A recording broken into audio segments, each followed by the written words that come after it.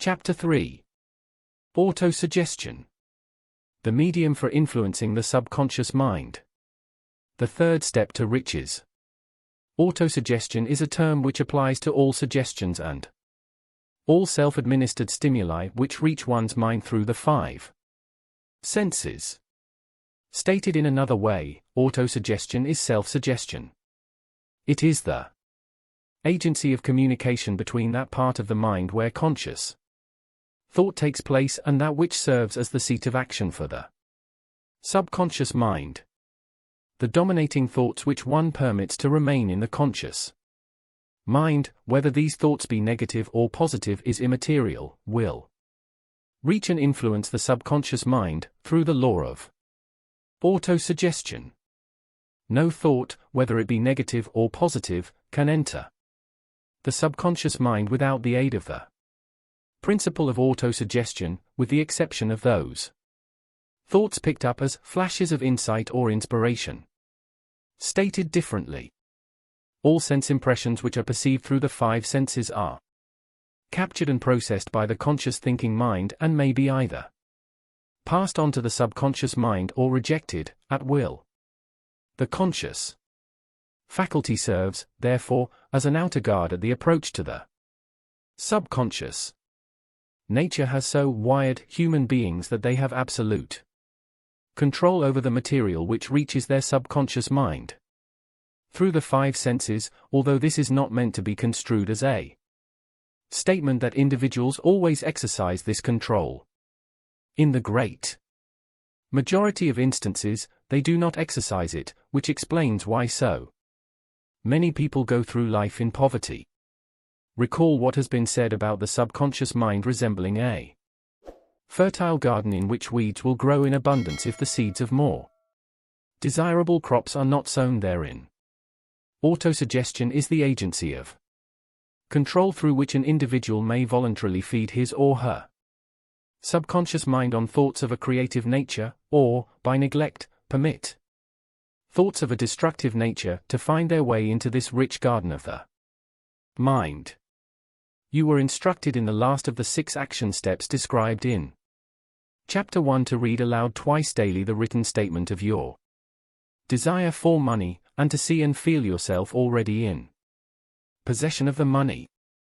By following these instructions, you communicate the object of your desire directly to your subconscious mind in a spirit of absolute faith. Through repetition of this procedure, you voluntarily create thought habits which are favorable to your efforts to transmute desire into its monetary equivalent.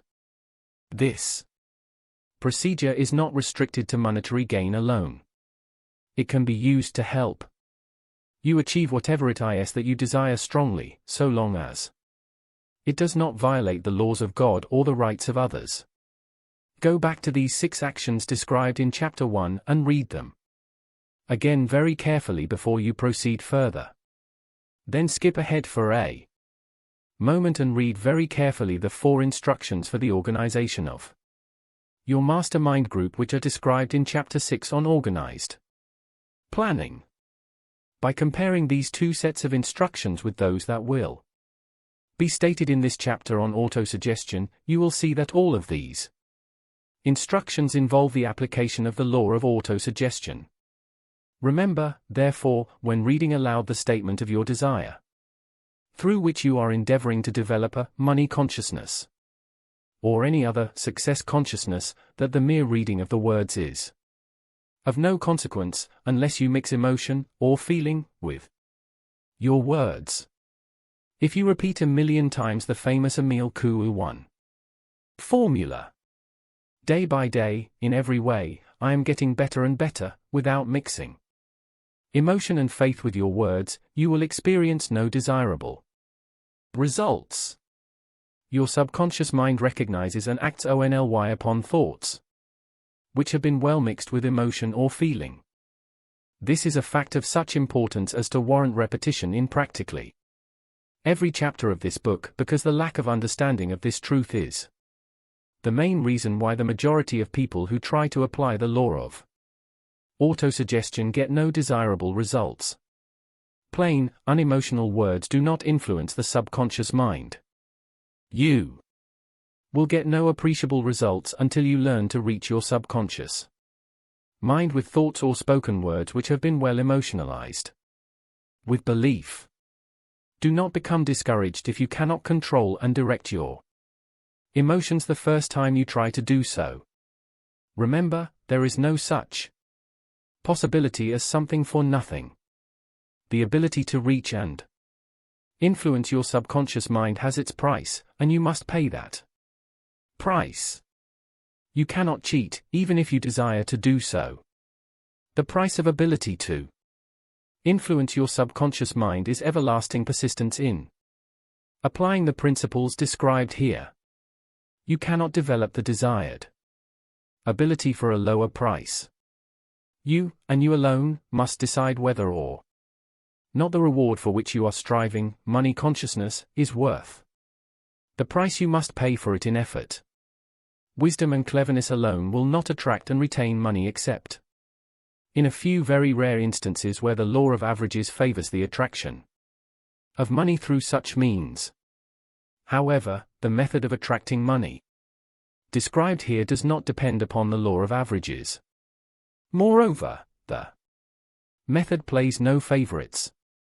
It will work for one person as effectively as it will for another. Where failure is experienced, it is the individual, not the method, which has failed. If you try and fail, make another effort, and still another, until you succeed. Your ability to use the law of autosuggestion will depend very largely upon your capacity to concentrate upon a given desire until that desire becomes a burning obsession. When you begin to carry out the instructions in connection with the 6 action steps described in Chapter 1, it will be necessary for you to make use of the principle of concentration. Let us here offer suggestions for the effective use of concentration. When you begin to carry out the first of the 6 actions, which instructs you to fix in your own mind the exact amount of money you desire, hold your thoughts on that amount of money by concentration, or fixation of attention, with your eyes closed, until you can actually see the physical appearance of the money. Do this at least once each day. As you go through these exercises, follow the instructions given in Chapter 2 on faith and see yourself actually in possession of the money. Here is a most significant fact: the subconscious mind takes any orders given it in a spirit of absolute faith, and acts upon those orders. Although the orders often have to be presented over and over again, through repetition, before they are interpreted by the subconscious mind. Consider the possibility of playing a perfectly legitimate trick on your subconscious mind by making it believe, because you believe it, that you must have the amount of money you are visualizing, that this money is already awaiting your claim, that the subconscious mind must hand over to you practical plans for acquiring the money which is yours. Hand over the thought suggested in the preceding paragraph to your imagination and see what your imagination can, or will do, to create practical plans for the accumulation of money through transmutation of your desire. Do not wait for a definite plan through which you intend to exchange services or merchandise in return for the money you are visualizing, but begin at once to see yourself in possession of the money, demanding and expecting meanwhile that your subconscious mind will hand over the plan or plans you need. Be on the alert for these plans, and when they appear, put them into action immediately. When the plans appear, they will probably flash into your mind through the 6th sense, in the form of an inspiration. This inspiration may be considered a direct telegram or message from infinite intelligence. Treat it with respect, and act upon it as soon as you receive it. Failure to do this will be fatal to your success. In the 4th of the 6 action steps, you were instructed to create a definite plan for carrying out your desire, and begin at once to put this plan into action. You should follow this instruction in the manner described in the preceding paragraph. Do not trust to your reason when creating your plan for accumulating money through the transmutation of desire.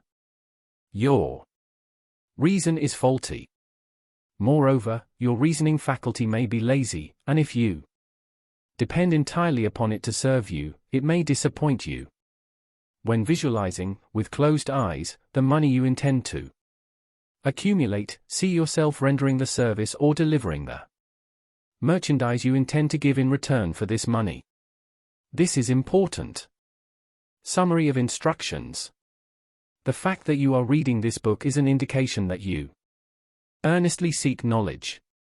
It is also an indication that you are a student of this subject. If you are only a student, there is a chance you may learn much that you did not know, but you will learn only by assuming an attitude of humility. If you choose to follow some of the instructions, but neglect or refuse to follow others, you will fail. To get satisfactory results, you must follow all instructions in a spirit of faith. The instructions given in connection with the 6 action steps in Chapter 1 will now be summarized and blended with the principles covered by this chapter. If your definite chief aim involves money and the attainment of wealth, first, go into some quiet spot, preferably in bed at night, where you will not be disturbed or interrupted. Close your eyes, and repeat aloud, so you may hear your own words, the written statement of the amount of money you intend to accumulate, the time limit for its accumulation, and a description of the service or merchandise you intend to give in return for the money. As you carry out these instructions, see yourself already in possession of the money. For example, suppose that you intend to accumulate $500,000 by the 1st of January, 5 years hence, that you intend to give personal services in return for the money in the capacity of a sales representative. Your written statement of your purpose should be similar to the following. By the 1st day of January, here state the year, I will have in my possession $500,000, which will come to me in various amounts from time to time during the interim. In return for this money I will give the most efficient service of which I am capable, rendering the fullest possible quantity, and the best possible quality of service in the capacity of selling. Describe the service or merchandise you intend to sell. I believe that I will have this money in my possession. My faith is so strong that I can now see this money before my eyes. I can touch it with my hands. It is now awaiting transfer to me at the time and in the proportion that I deliver the service I intend to render in return for it. I am awaiting a plan by which to accumulate this money, and I will follow that plan when it is received. Second, repeat this program night and morning until you can clearly visualize, in your imagination, the money you intend to accumulate. Third, place a written copy of your statement where you can see it night and morning, and read it just before retiring and upon arising until it has been memorized. Point 3. Remember as you carry out these instructions that you are applying the law of autosuggestion for the purpose of giving orders to your subconscious mind. Remember that these instructions apply particularly to the desire for money, but also to any other object you desire or goal you seek. Remember also that your subconscious mind will act only upon instructions which are emotionalized and handed over to it with feeling. Faith is the strongest and most productive of the emotions.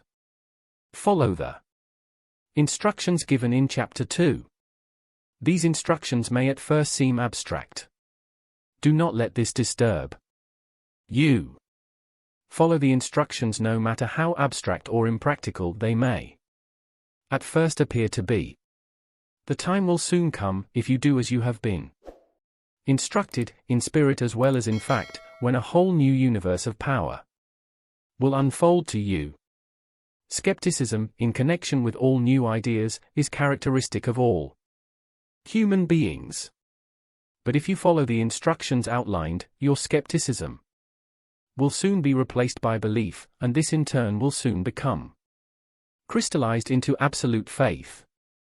Then you will have arrived at the point where you may truly say, I am the master of my fate, I am the captain of my soul. Many philosophers have made the statement that each person is the master of his or her own earthly destiny, but most of them have failed to say why this is so. The reason that we may be the master of our own earthly status, and especially our financial status, is thoroughly explained in this chapter.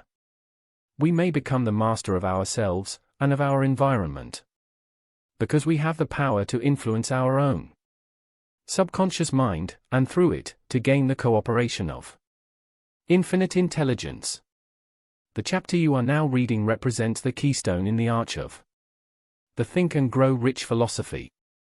The instructions contained in this chapter must be understood and applied with persistence if you are to succeed in transmuting desire into money or any other result you seek.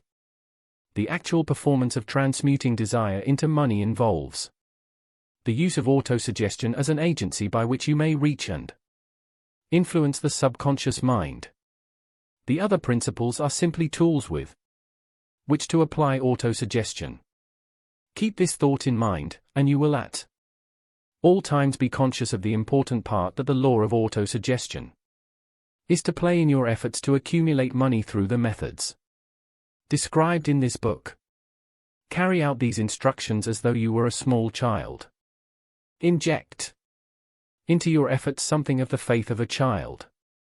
I have been most careful to see that no impractical instructions are included because of my sincere desire to be helpful. After you have read the entire book, come back to this chapter and follow in spirit, and in action, this instruction. Read this entire chapter aloud once every night, until you become thoroughly convinced that the principle of autosuggestion is sound, that it will accomplish for you all that has been claimed for it. As you read, underscore with a pencil every sentence which impresses you favorably. Follow the foregoing instructions to the letter, and it will open the way for a complete understanding and mastery of all the principles of success, including the one to which we now turn, specialized knowledge. The fourth step to riches.